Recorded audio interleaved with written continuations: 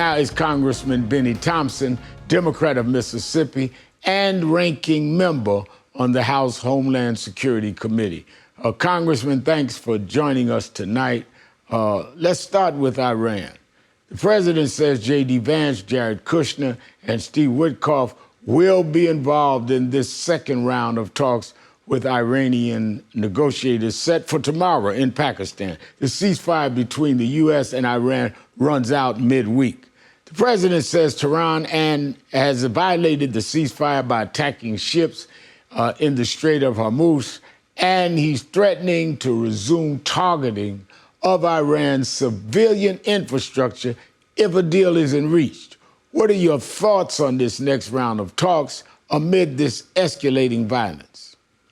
Well, as you know, we've heard that talk from the Trump administration before, Rev.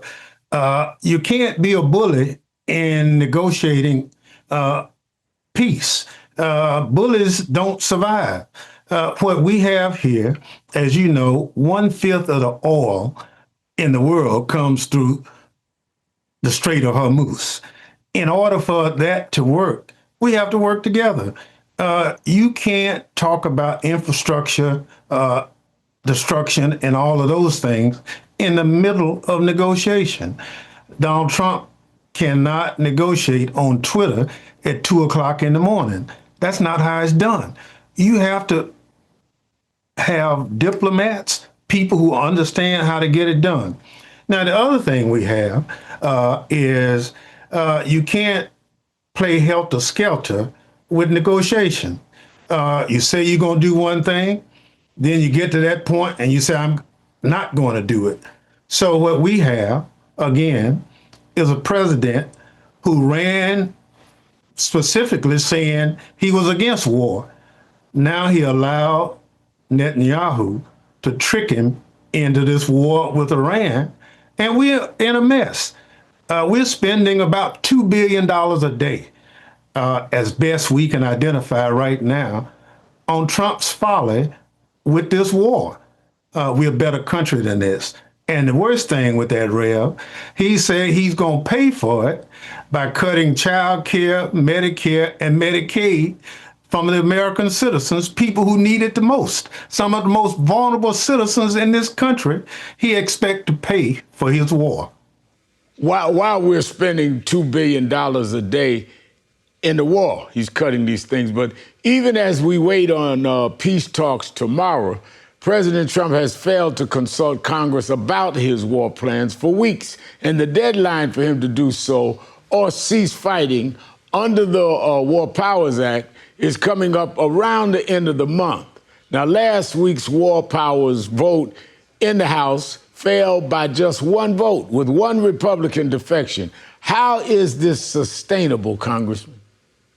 I don't see it sustainable. Let me tell you, when people go to the gasoline pumps, when they go to the grocery store, they understand it's clearly because of Donald Trump's war that the prices are going up. What we have to have is Democrats, as you know, we are firmly committed to support the War Powers Act, meaning that Congress is the only institution that can declare war. Donald Trump is a bully. And as I said earlier, bullies don't survive. What we have to do, we have to use diplomacy. We have to bring our natural allies all around the world to the table. But the people in Pakistan during the negotiation are not really our diplomatic allies. So again, this is President Trump doing his thing, and it's not in the best interest of this country.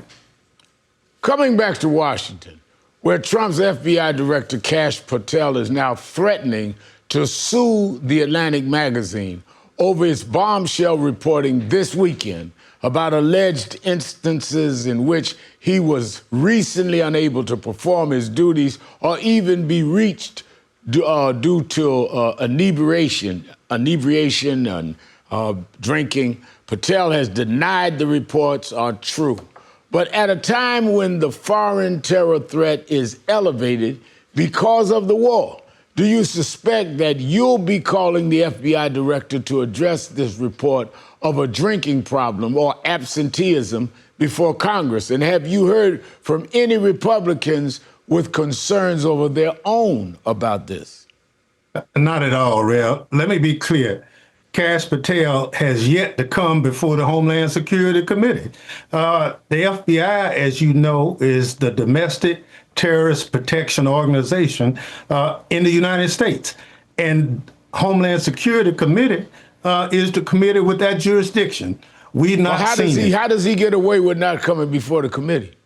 Well, because he's buffaloed our chairman, and the president is telling folk, you don't have to go. He was supposed to come before our committee in December, and he just decided on his own not to come.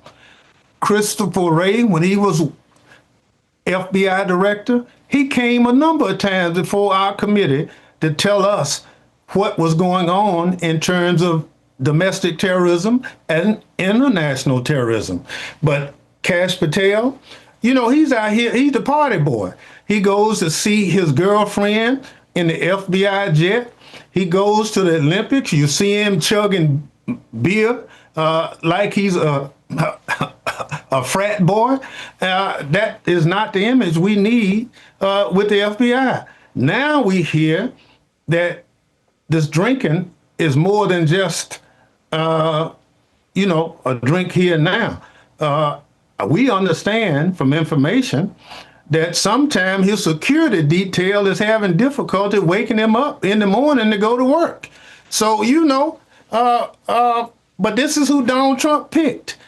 This is who he has tasked with the responsibility of protecting this great country of ours.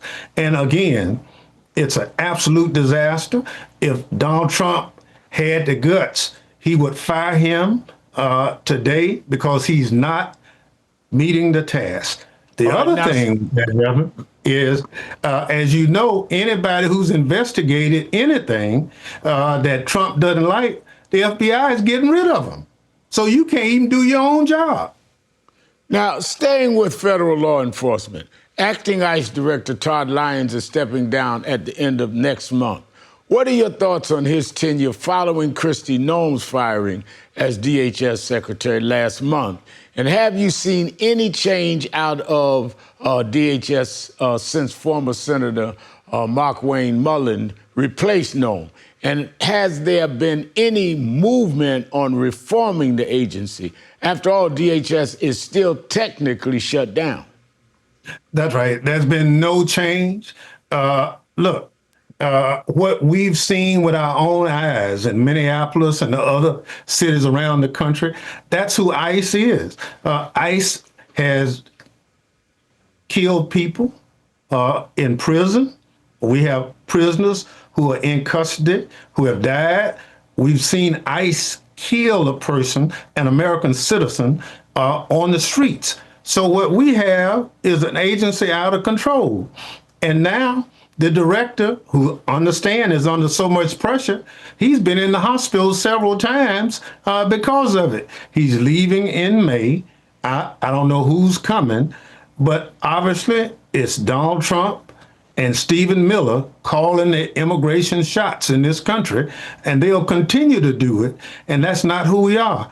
And our ICE agents, Rev, only receive 47 days of training, and they're put on the streets with guns, masks on. They don't have cameras. They break in people's homes without judicial warrants. They're out of control.